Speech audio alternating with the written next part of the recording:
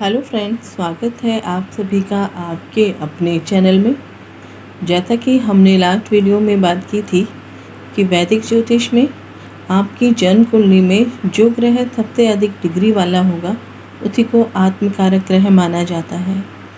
आत्मा का अर्थ है आत्मा और कारक का अर्थ है सिग्निफिकेटर। आत्मकारक आत्मा की इच्छा को सिग्निफाई करता है। एक आत्मा को पिछले जन्मों की सभी अधूरी इच्छाओं और अपने टारगेट को पूरा करने के लिए अपने वर्तमान शरीर में पुनर्जन्म लेना पड़ता है। आत्मकारक हमारी इंक्लिनेशन, हमारे ट्रेट, हमारी डिज़ायर और हमारे टारगेट को रिप्रेजेंट करता है, जो हमारे पूरे जीवन में कम या ज़्यादा दोनों एक समान रहते हैं। ये महत्वपूर्ण ग्रह न केवल हमारी मेन महत्वाकांक्षाओं को उजागर करता है, बल्कि स्पिरिचुअल और मटेरियल ग्रोथ के लिए आने वाली परेशानियों को भी इंडिकेट करता है। आत्मकारक अक्सर किसी व्यक्ति की कुंडली में सबसे ज़्यादा प्रभावशाली ग्रह होता है। इसका नेचर और इम्पैक्ट को समझना बहुत ज़रूरी है। प्रत्येक ग्रह अपनी यूनिक एनर्जी और सिंबल को दर्शाता है, जो आत्मकारक के रूप में और अधिक प्रभावित करता है। सूर्य के बारे में कहा जाता है कि सूर्य की जीवनदायिनी शक्ति न केवल हमारे सौरमंडल के केंद्र में है, बल्कि इसकी आंतरिक शक्ति भी इस बात को बताती है कि हम कौन हैं और हमारे अंदर किसका प्रकाश है। ज्योतिष में सूर्य आपकी समाज में पहचान बनाता है, आपको जीवन शक्ति देता है, एक अधिकार देता है। सूर्य अहंकार का प्रतिनिधित्व करता है और ट्रू सेल्फ को रिप्रेजेंट करता है। जैसा कि हमने लास्ट वीडियो में बात की थी कि आत्मकारक का अर्थ है आत्मा का सूचक, और इस इनकारनेशन के दौरान आत्मा की इच्छा और उद्देश्य का प्रतिनिधित्व आत्मकारक ग्रह करता है। पराशर ज्योतिष में सूर्य एक नेचुरल आत्मकारक है और जन्म कुंडली में हाईएस्ट डिग्री में ग्रह होने पर ये जल आत्मकारक भी हो सकता है। यानी पराशर और जैमिनी दोनों में ही सूर्य आत्मकारक बन जाएगा और बहुत स्ट्रांगली अपने पॉजिटिव रिजल्ट देगा। आत्मकारक के रूप में सूर्य हमें सेल्फ अवेयरनेस की तरफ लेके जाता है। हम जानते हैं कि सूर्य सभी ग्रहों का राजा है। इस सृष्टि में चाहे पौधे हों, जानवर हो, मनुष्य हो, हम सभी जीवित रहने के लिए इसकी एनर्जी लाइट पर निर्भर होते हैं। सूर्य के बिना पृथ्वी का अस्तित्व नहीं हो सकता। एस्ट्रोलॉजी और एस्ट्रोनॉमी दोनों में इसका बहुत महत्व है। सूर्य की प्रकृति गर्म है, इसलिए इसके पास वो क्षमता है कि वो उसे जला सकता है और अपनी रोशनी से उसे ब्लाइंड कर सकता है, और इसीलिए इसे एक क्रूर ग्रह और मैलेफिक कहा जाता है। यदि आपका आत्मकारक सूर्य है तो ये दर्शाता है कि आपकी आत्मा का मुख्य उद्देश्य दृढ़ता, व्यक्तित्व और साहस के गुणों को विकसित करना है। आपको अपने जीवन में स्थिरता और विश्वसनीयता की भावना स्थापित करनी चाहिए, जो आपकी महत्वाकांक्षाओं को प्राप्त करने के लिए एक आधार के रूप में काम कर सकती है, स्टेबिलिटी के रूप में काम कर सकती है। ये आपके जीवन के जो कॉस्मिक एम्पायर है उसको इफ़ेक्टिवली मैनेज करना सिखाता है, और जिससे आप अपने इंटेलिजेंस का लाभ उठा सकते हैं और अपने जीवन के गोल को अचीव कर सकते हैं। सूर्य जिनका आत्मकारक होता है वो उनकी क्रिएटिव डेस्टिनी के साथ जुड़ जाता है, जिससे आपकी उन सभी परेशानियों को ओवरकम करने में मदद करता है। आप में कॉन्फिडेंस के साथ जीने की कला होती है। आप अपनी सेल्फ एक्सप्रेशन और इंडिविजुअलिटी में जो भी परेशानी आती है उससे निजात भी आसानी से पा लेते हैं। यदि आप गहराई से जानना चाहते हैं कि आपके आत्मकारक के रूप में सूर्य का प्रभाव आपके जीवन और भाग्य को कैसे आकार देता है, तो आप अपनी कुंडली में सूर्य की स्थिति को जरूर देखें कि वो किस भाव, किस राशि या किस नक्षत्र में बैठा है। यदि सूर्य आत्मकारक के रूप में कमज़ोर हुआ तो आपकी सोल की डिज़ायर पूरी करने में आपको परेशानी आएगी, आप उन्हें पूरा नहीं कर पाएंगे। तब ज़रूरत होगी आपको सूर्य के उपाय करने की, ताकि आप अपनी आत्मा के उद्देश्य को समझकर उन्हें पूरा कर सकें और ये सूर्य आपको शुभ रिजल्ट दे सके। हमें सबसे पहले सूर्य की स्थिति को समझना होगा, जो इसके पॉजिटिव और नेगेटिव प्रभाव के लिए बहुत ज़रूरी है। सबसे पहले हम मेष राशि की बात करते हैं। मेष राशि में सूर्य जो है वो एग्जॉल्टेड होते हैं, तो इस बात का इंडिकेट करते हैं कि your soul is on fire. और वास्तव में कुंडली में ये बहुत पावरफुल और इंटेंस पोजीशन के होते हैं, क्योंकि सूर्य फायरी प्लेनेट होकर जब फायरी साइन में यानी अग्नि तत्व राशि में होते हैं, हम लोग जानते हैं कि मेष राशि अग्नि तत्व की राशि है, तो सूर्य की ये पोजीशन हीट, एग्रेशन, डोमिनेंस और ईगो की पोजीशन बताती है। यदि आपके किसी भी घर में मेष राशि में सूर्य है तो आप उस भाव से संबंधित कारकत्वों के प्रति आत्मविश्वास महसूस करते हैं। मेष राशि में सूर्य एग्जॉल्टेड होता है जो मंगल की राशि है, और इसका एग्जॉल्टेड पॉइंट जहाँ सूर्य मेष राशि में उच्च का होता है वो केतु के अश्विनी नक्षत्र में 10 डिग्री पर होता है। मेष राशि और अश्विनी नक्षत्र आकाश में राशि चक्र के बिगनिंग पॉइंट है, जो न्यू एनर्जी और न्यू बिगनिंग का इंडिकेशन देते हैं, और यही जो पॉइंट है वो गंडांत का पॉइंट भी होता है। मंगल शक्ति है, सूर्य आत्मा है और केतु आत्मा की प्राप्ति है।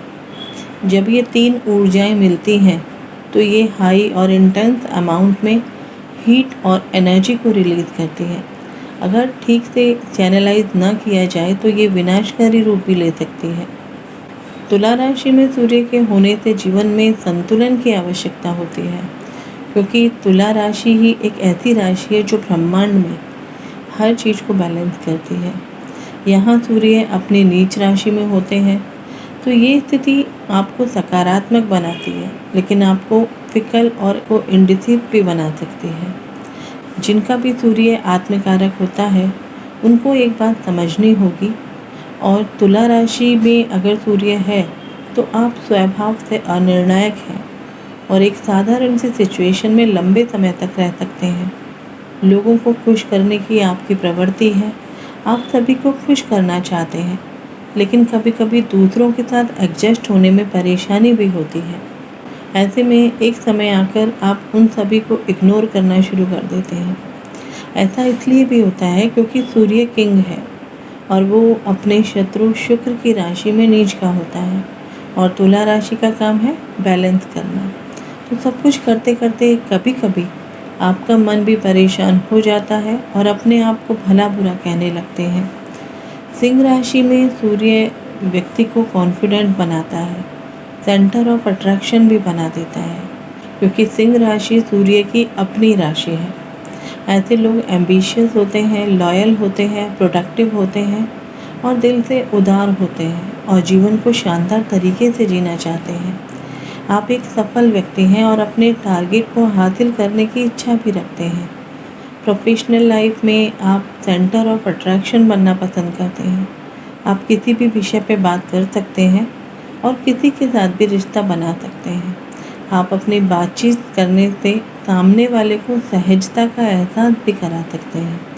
हालांकि कभी कभी ऐसे व्यक्ति दूसरों के सामने अपनी एक्सपर्टीज़ को बढ़ा चढ़ा कर बताते हैं और ये करना उन्हें बहुत पसंद होता है, लेकिन फिर भी आप अपने इस एक्स्ट्रा एनर्जी को दूसरों की मदद करने, अपना समय और अपने अटेंशन देने में लगा देते हैं। आप स्पॉटलाइट में जाना पसंद करते हैं। आप ऑप्टिमिस्टिक एटीट्यूड के साथ अपने एफर्ट को ओवर कॉन्फिडेंटली भी करते हैं, और इसीलिए आपके ओवर कॉन्फिडेंट की वजह से आपके अपने जीवन में भी बहुत परेशानियां आती हैं। अपने आप को अलग दिखाने की और विशेष दिखाने की चाहत आपको सबसे अलग बनाती है। इतना कुछ हमने सूर्य के आत्मकारक होने के बारे में जाना कि इसका प्रभाव इन तीनों राशियों में किस तरह से पड़ता है। इन तीन राशियों में से 2 में सूर्य अग्नि तत्व राशियों में स्ट्रांगली पॉजिटिव रिजल्ट देता है। हालांकि तुला राशि में ये नीच का होने का अर्थ ये नहीं है कि सूर्य कमज़ोर हो गया है, नेगेटिव हो गया है, बल्कि इसका अर्थ है कि वो कुछ सोचने पे मजबूर हो गया है। जो काम ये फायरी साइन में फ्रीली कर सकता है वो तुला में नहीं कर सकता। वहाँ उसको बैलेंस को समझकर डिसीजन लेना होता है। अब समझने की कोशिश करते हैं कि आत्मकारक के रूप में सूर्य अलग अलग भावों में क्या परिणाम दे सकता है। आप इसे अपनी कुंडली में भी चेक कर सकते हैं। जिस भाव में आत्मकारक होता है वो एक ऐसी जगह होती है, ऐसा भाव होता है जहाँ आप खुद को या आपकी सोल मैनिफेस्ट करना चाहती है, खुद को महसूस करना चाहती है और उस भाव के प्रति पूरी लाइफ अट्रैक्ट रहती है। यदि आपका आत्मकारक सूर्य त्रिकोण भावों में हो यानी 1, 5, 9 भाव में हो तो एक तो सबसे पहले ये बहुत इम्पॉर्टेंट हो जाता है हाईएस्ट डिग्री होने के कारण। दूसरा, कुंडली के त्रिकोण भाव तो वैसे भी बहुत ज़्यादा शुभ होते हैं, इम्पॉर्टेंट होते हैं, तो ये जन्म कुंडली में सबसे अच्छे होते हैं। ऐसे व्यक्तियों में भाग्य का साथ, सफलता, समृद्धि सब एक साथ आपके हाथ में होते हैं और उसे कुछ भी करने की आपको आवश्यकता नहीं होती। यदि आपका आत्मकारक सूर्य केंद्र भावों में हो यानी 1, 4, 7, 10 भावों में हो तो ये मटेरियल सक्सेस के लिए बहुत अच्छा होता है। इनमें किसी भी भाव में आत्मकारक होने पर व्यक्ति को स्वयं को साकार करने, फाइनेंशियल प्रॉस्पेरिटी प्राप्त करने और एक ब्राइटफुल नेम फेम वाला व्यक्ति बनने का अवसर भी आपको मिलता है। यदि आपका आत्मकारक सूर्य 2, 3, 6 या 11 भावों में हो तो विशेष रूप से ये धन से और सेविंग से संबंधित चीज़ों के लिए बहुत अच्छे भाव माने जाते हैं। इन भावों में आत्मकारक होने पर व्यक्ति कभी भी किसी खास चीज़ को पाने के लिए परेशान नहीं होता, लेकिन ये सभी भाव मेहनत को भी रिप्रेजेंट करते हैं जो आसानी से कुछ नहीं देते। लेकिन इसमें उपचय भाव भी है जो वृद्धि को रिप्रेजेंट करते हैं। कहने का अर्थ है आत्मकारक कुछ देने से पहले पूरी मेहनत करवाता है, पूरी भागदौड़ करवाता है। 8th हाउस में आत्मकारक के होने से व्यक्ति परेशान और कमज़ोर हो सकता है।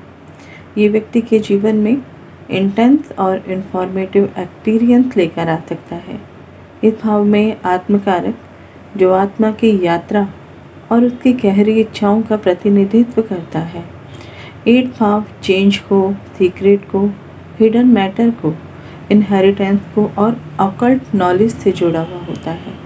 जब आत्मकारक इस भाव में होता है तो वो व्यक्ति की आत्मा की यात्रा में साइकोलॉजिकल और स्पिरिचुअल चेंज भी देता है।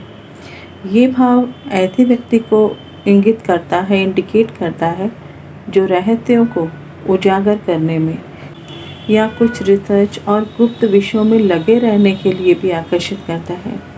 आपकी लाइफ में बहुत महत्वपूर्ण बदलाव भी यहाँ पर देखे जा सकते हैं। ये हाउस परेशानी का हाउस है तो न्यू बिगनिंग का हाउस भी है। दोनों ही इसमें शामिल होते हैं जो व्यक्ति को एक समय पर न्यू ग्रोथ की ओर लेकर के जाते हैं।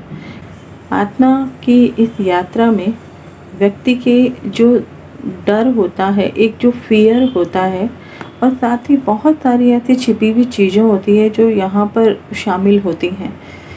साथ ही साथ आत्मा की यात्रा में व्यक्ति को उसके जीवन और उसकी मृत्यु से जुड़े हुए जितने भी सीक्रेट्स होते हैं उसके प्रति भी अट्रैक्ट करता है। 12th हाउस में आत्मकारक स्पिरिचुअल डेवलपमेंट और डिटैचमेंट से भी जुड़ा होता है। इस भाव में आत्मकारक ग्रह स्पिरिचुअल डेवलपमेंट और मटेरियल अटैचमेंट से मुक्ति की जो भी डिज़ायर होती है उस पर जोर देता है।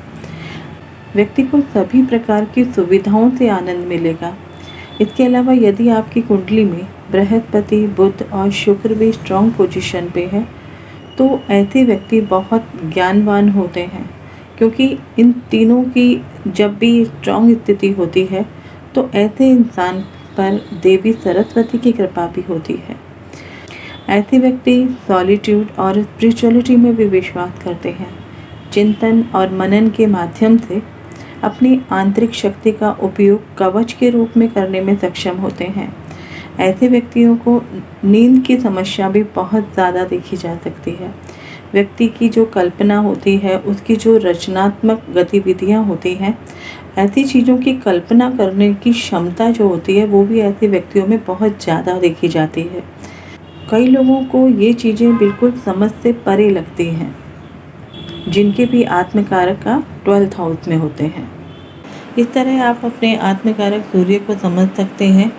जब वो इन राशियों और इन भावों में स्थित होता है तो अपने नेगेटिव और पॉजिटिव ट्रेड के रूप में आपकी सोल आपसे क्या चाहती है। आशा करती हूँ आपको ये वीडियो ज़रूर पसंद आया होगा।